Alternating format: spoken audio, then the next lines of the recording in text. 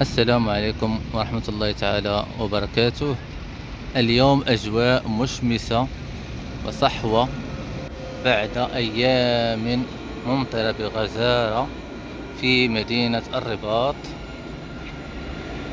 كانت أجواء باردة وأمطار مستمرة لعدة أيام. من هنا، من نزهة حسان،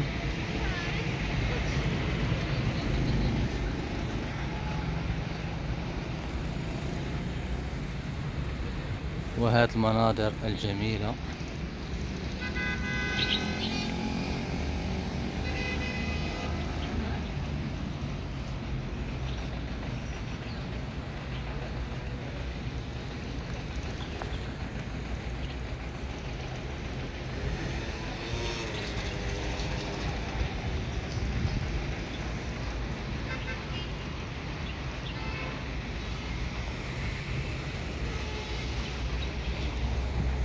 أحييكم إخوتي الكرام، لنقوم بإطلالة جميلة على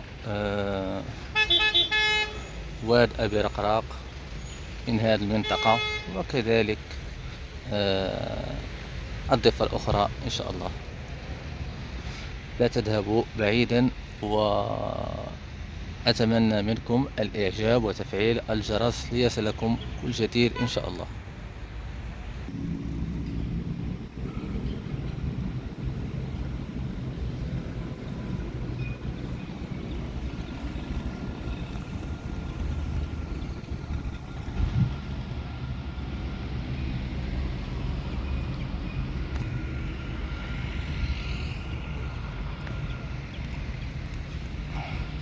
إذا عادت الأجواء المشمسة، يعني فقط اليوم، ربما غدا، لأن حسب النشرات الإنذارية كان هناك نشرة إنذارية أن غدا إن شاء الله ستكون أيضا الأجواء ممطرة مرة أخرى. سوف نذهب لنرى الإطلالة الآن.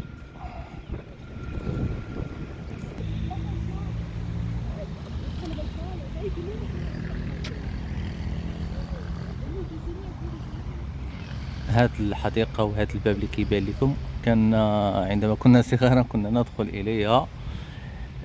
كانت للعموم، لا أعلم إن كانت لا زالت.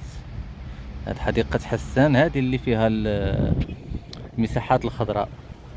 أما طبعا الفوق فين كاين مسجد حسان والضريح، فأكيد طبعا يدخل إليها الجميع. نتكلم على هاد الأبواب هادو.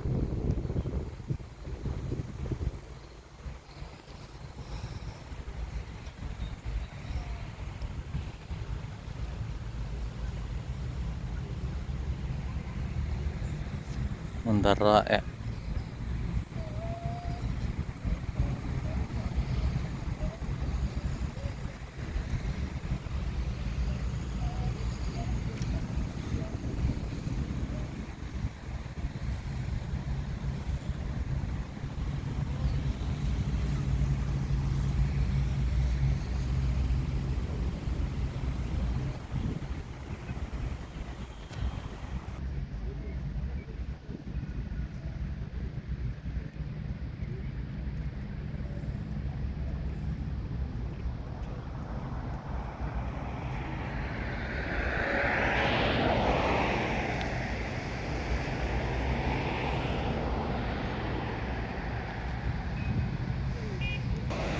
مستمرين مع هذه الأجواء الجميلة،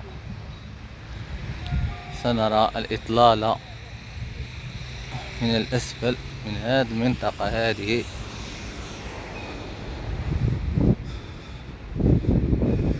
لواد أبي رقراق.